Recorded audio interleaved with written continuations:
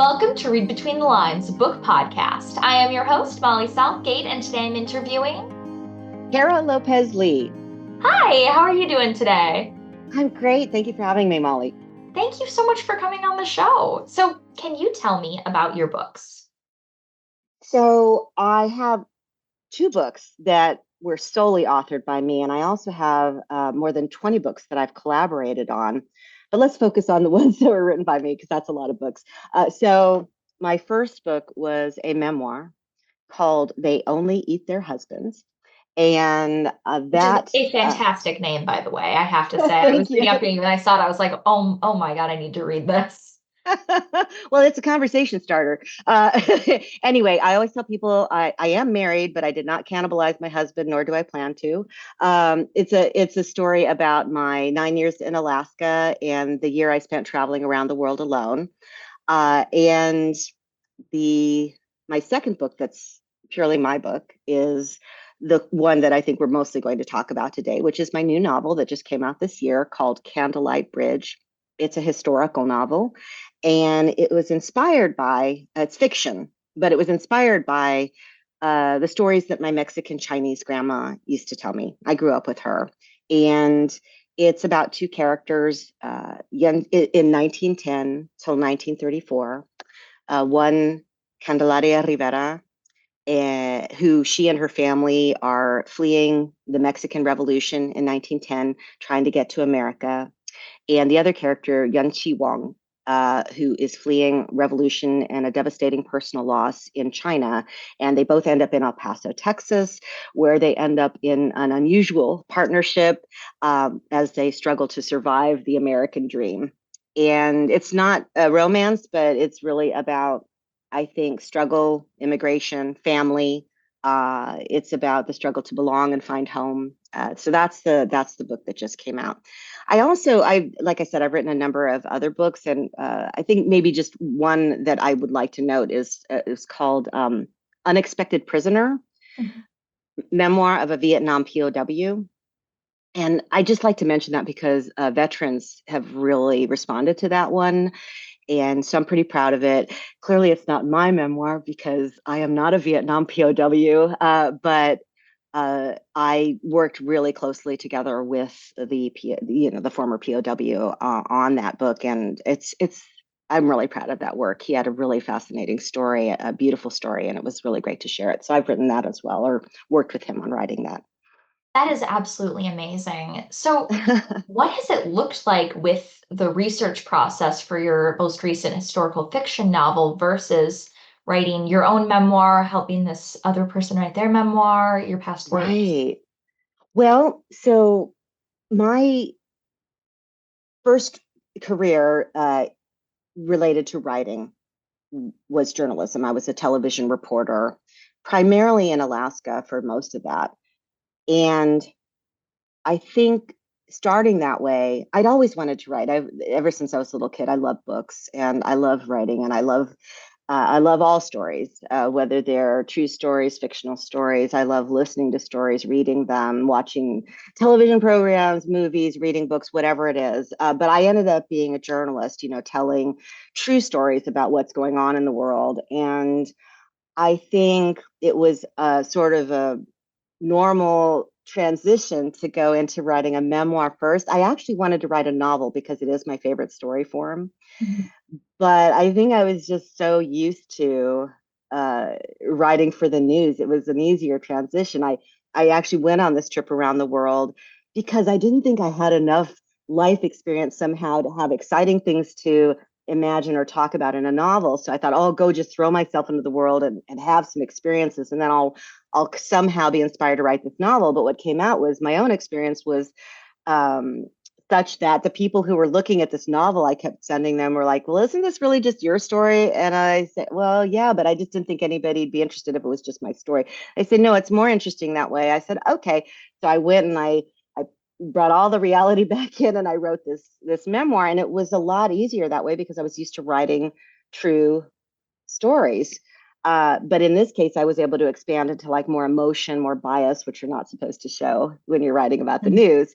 And a more personal perspective and talking about me, which also is not something you do in news. So the next thing that I worked on, which was purely mine, was this Candlelight Bridge, which is a story I kind of inherited.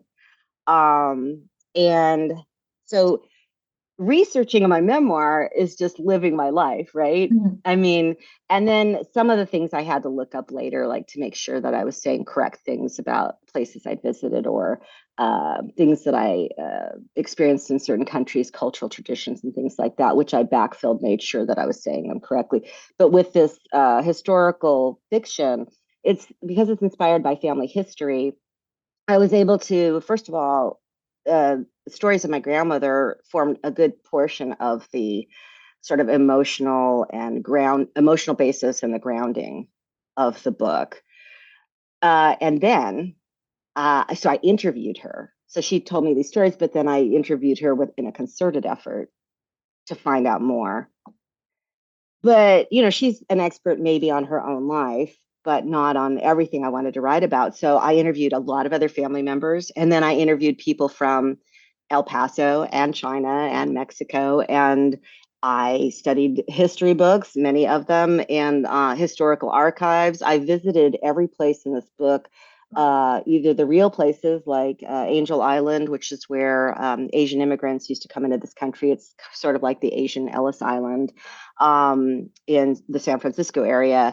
And I also went to one of the places, I mean, a lot of places, but just for example, in Mexico, I went to Paquimé, which is also known as Casas Grandes, which is this ancient native ruin and from the Mogollon people, which are these ancient people who lived in northern Mexico in the desert. And it's a beautiful ruin, and I wanted to set something there. And so there's a scene that takes place there. And I, learned as much as I could about that. There weren't that many people there, by the way, when I went. So it was fascinating to tour this ruin with almost no people there. But and so I went to museums. I went through like El Paso's Historical Society. I looked through their photos. I interviewed all kinds of people. I read all kinds of books, and I talked to folks, and I visited places, and it's all mishmashed in this book. But in terms of like my journalism career, it also really helped me because the skills of interviewing and researching were things that I honed during that time. And I also think it helped me because I have a tendency to like to talk, which might be exemplified right now. But I, It's perfect for a but I, podcast. no, This is yeah, fascinating. but I did learn from television to maybe shorten what I want to say and get it out in a little bit of a more condensed fashion, because this story, I spent years working on it. It could have been a book like bigger than this room. But yeah. So that's a little bit of how the research worked. I did a lot of traveling and a lot of sitting in front of my computer staring at historical documents, and a lot of there's historical documents sitting here next to me, and books, and yeah, it's crazy. I've got a lot of photos, you name it. That is just absolutely so amazing. Thank you for sharing all of that. So, what about this? I mean, you mentioned this is like an inherited story, clearly very personal, but what made you want to turn this into a novel? Well, I think so when you want to write something, you want to write the thing that you're feeling in your heart the most, that you feel drawn to.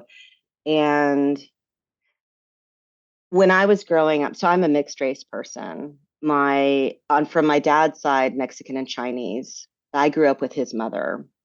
And from my mother's side, primarily like European, white history. And she's also part Native American, but we're not tribal members or anything. So I'm not sitting here claiming I'm part of a tribe. But because of all this mixing, I have a face that made people often ask me, especially when I was younger, what are you? What are you? And that question is very fraught. So sometimes it's based in curiosity. Throughout my life, it's also been based in um, maybe some suspicion Mhm. or just pure meanness. the attitude or racism, the attitudes can change. But whatever the reasons, I did develop the question in myself, yeah, what am I? Um, and I grew up in a family that uh, was really sort of treated like outsiders by our extended family because my grandmother, you might say, is a child who should was not supposed to be born. So they used to call us illegitimate. I don't know if I like that word, but it does fit, in terms of the way we understand it. So and so our family, so in our family, there's been a lot of dysfunction Mhm. because she was treated like an outsider. So I think, she had a very hard time showing affection to my dad, who then grew up into somebody who couldn't raise me himself, and then my mother wasn't even able to be in the picture. So there's a lot of family dysfunction where it's like, well, what's home? I moved around a lot from family member to family member and place to place when I was a kid. So between these two things, what are you and what is it to belong? This is a driving question for me. What is home? What is belonging? So this book, um, it's really an answer or a beginning of an answer to a driving question. What is home? What is belonging? And how far will we go to find them? And these characters are immigrants. So I think it's an American question. What is home? What is our home? How do we belong? Because this country is a mosaic of people who have all ended up here for different reasons and in different ways and with different desires. And even though you and I may have been here, from the start, there's so much behind all that that has fueled how we live and how we think about ourselves. So, um, this story, it's just it was inside me. The stories were my grandma had been telling them to me my whole life.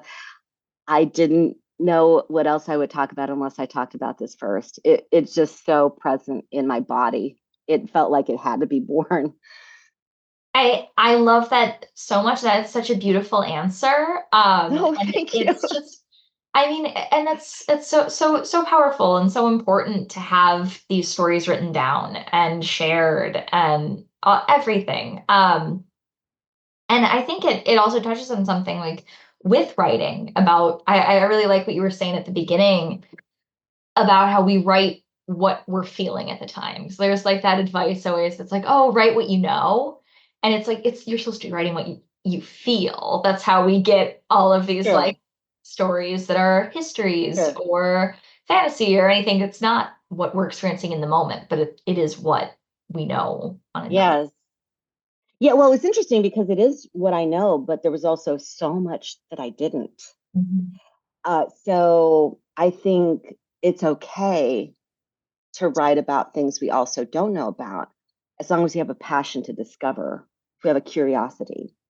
So, um, I there was so much that my grandmother couldn't tell me. She was not a natural storyteller, and she was actually uh, or she was in some ways a natural storyteller, but she never really like um, worked on that gift. So it wasn't something she leaned into, and she was very reticent with some of the story because some of it,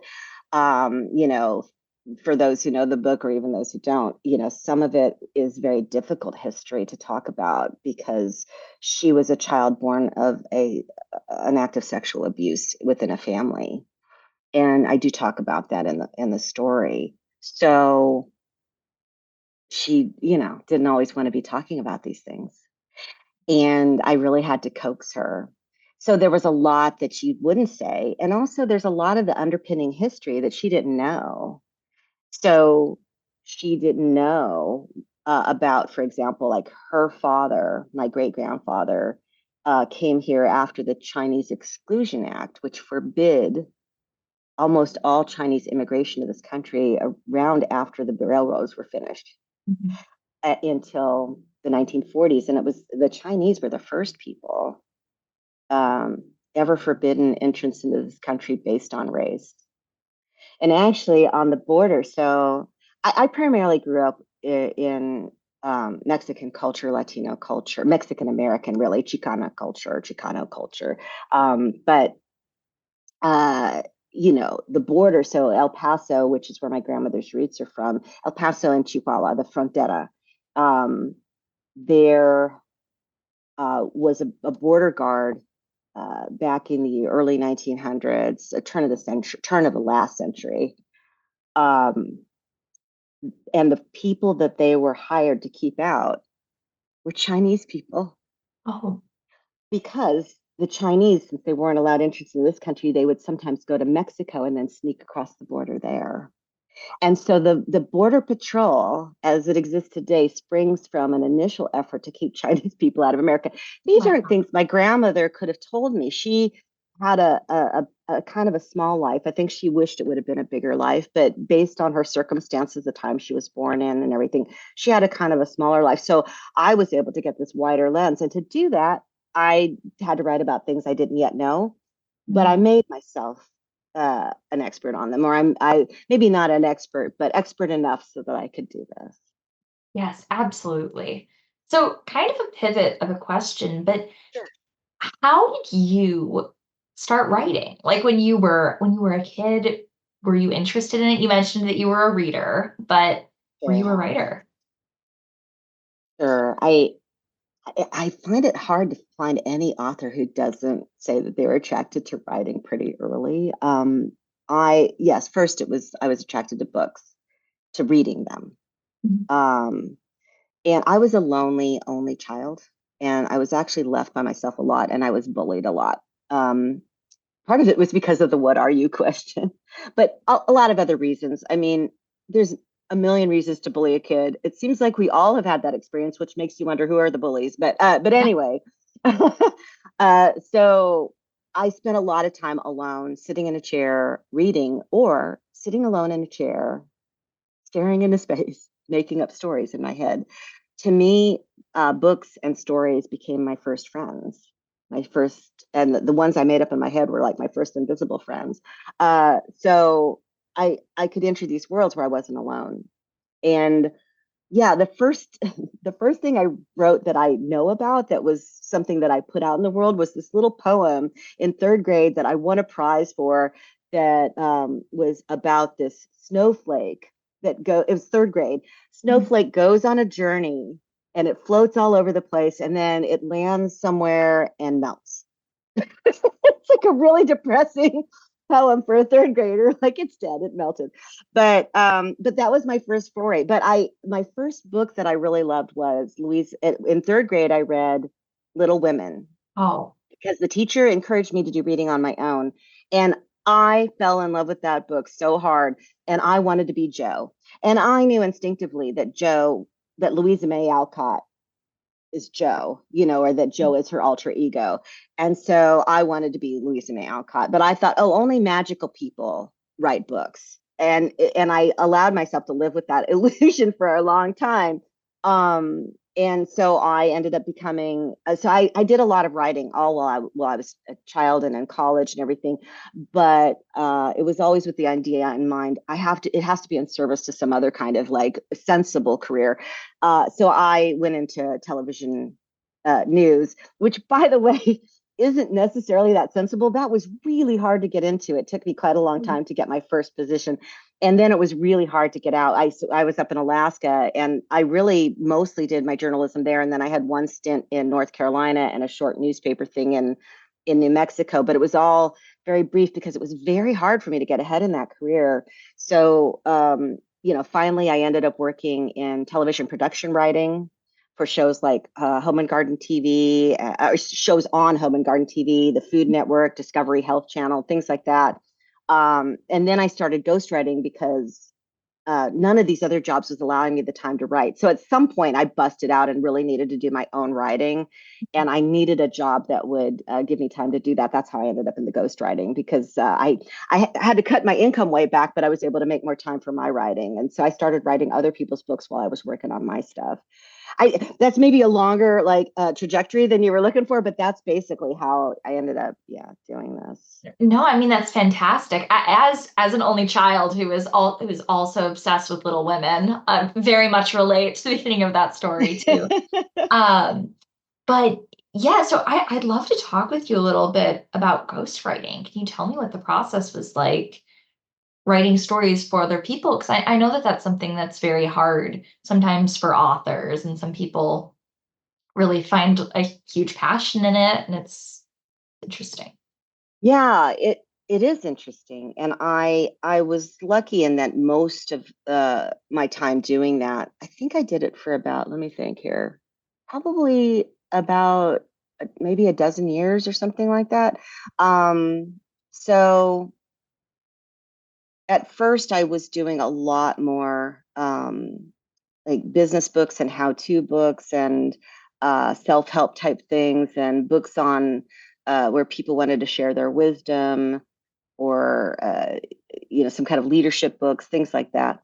But I also occasionally at the beginning got to work on, a memoir or biography, and those interested me more. And because they interested me more, I was probably better at them. So the person who was sending me my clients, so I was working for, somebody who was a ghostwriter, advertised services, and then I would be subcontracted. And most of the time, that's how I did it. And could tell that I was really more juiced up about writing memoir. And so most of the stuff that I did that I was the most excited about was that. And I did do a few fiction pieces, but mostly those are works where somebody else has at least started to write something. I did, so they write it and then I just redid the whole thing or help them finish it. There was one novel that I wrote from the beginning with input from the client because he wanted to write a novel that was inspired by the life of his grandfather. And so Oh, he provided interviews that he'd done with his grandfather. And because his grandfather, like my grandmother, didn't have as much material as you might want for a memoir or a biography, we should say, because he had passed, because he was gone. We couldn't ask him any questions. We created this novel based on what we had. I love that book, and he did share credit with me. So not all clients want to share credit, and it's yeah. understandable. These are their ideas. But I did, usually anywhere from 50% to all, of the writing, depending on the project. So some of them did share credit, and that one person did. So that one's called Where There's a Will, and I love that book. The memoirs are great. So it's really interesting. Actually, all of it is interesting working with these people because you're basically getting to know somebody, probably know more about somebody sometimes than their own families do. Yeah, I can Um, imagine. yeah, and sometimes it can be difficult because these projects are anywhere from, depending on the type of project, 6 months to 2 years. And you spend a lot of time, talking to the person, but also looking through the material and sending material back and forth, for their approval. And it's all very personal, especially like I say, the memoir. So sometimes it can be very uncomfortable. The gentleman who I wrote the book with him, Unexpected Prisoner, he had written a book that was about 100 pages, and then I stretched it into something that was, I think, around 400 pages. So we took something that he started. That's not precise, but that he started with, and we sort of blew it up to a size that would make a store as more of a book. He had PTSD, and he would tell you that, but at the beginning, that wasn't something that we talked about, although it was clear he had it. But it definitely affected me because this means that because it's such personal information and because I can't always do everything exactly as he's going to expect, we have to go back and forth. He could get quite angry, and upset and sometimes very reactive. And I adore him. He's a wonderful, wonderful person. But I understand, that it when I talk to ghostwriters or to people, actually, when I talk to people who want to be a ghostwriter, I say, just be sure that you're okay with diving into difficult moments with people because that can happen. People don't want to tell their memoir unless they've experienced something, usually something traumatic, because they're overcoming things. That's what the memoir is about. So you have to talk to people who have suffered from deep trauma, and I appreciated it. And the person who wrote Unexpected Prisoner, Robert Weidman, he's a wonderful, wonderful human being. We're friends, but yeah, it was challenging for sure. can imagine. I mean, writing is something that is so personal already, and bringing another person into that and kind of letting them into that world would have to be hard for both parties there. Sure, sure. All right. Well, I have just had an absolutely incredible time talking with you today. Thank you so much for coming on the show. Thank you very much for having me. I really appreciate it. I just have one more question, and that is, what do you have coming up? So, Candlelight Bridge, which was originally supposed to take place from about 1910 to the 1960s. And that's not what happened Oh because nobody yeah. wants to read a book bigger than their head. So, I am working on the sequel so that I can continue from 1934 and keep going. There might have to be two sequels. We'll see. But so that's what I'm working on right now. And as far as it being next, might take a while to get it out there, but that's what's going on right now. And I'm a live personal storyteller, so I tell personal true stories on stage in the style of the Moth. Don't know if you're Oh familiar, yeah. but yeah, I do those sorts of stories for a lot of different shows, and I tend to do that all over LA. So I've always got some kind of show going on. So that's kind of a nice way to get something out there while I'm working on these very long projects. That is fantastic. Well, anyone listening to this, please go buy all of the books that we've been talking about and go to Thank the you. show. That sounds amazing. And just continue to support everything here. Thank you again for coming on. Yeah, thank you for having me. Thank you to all your listeners for supporting stories and books. It's great. For Read Between the Lines, my name is Molly Southgate. And I'm Cara Lopez Lee. Let's end this the way all great stories end. Happily ever after. The The end. Thank you for listening to Read Between the Lines, a book podcast. You can follow the show on Instagram and Facebook at Read Between the Lines Podcast and on Twitter at RBTL Podcast. Make sure to follow the authors who I've been talking to hear all about their upcoming projects, and also because they're cool people. This show is hosted by me, Molly Southgate, and produced and edited by my dad, Rob Southgate. Read Between the Lines is a Southgate Media Group production, and you can find all the great content put on by the network at southgatemediagroup.com. You can read the story of how I and many other podcasters started in the anthology book Pod Life, which you'll find at the link in the show notes. Also in the show notes are links to buy the books featured on this episode. Using those links supports this show and the incredible authors being interviewed. Have a great week and keep reading.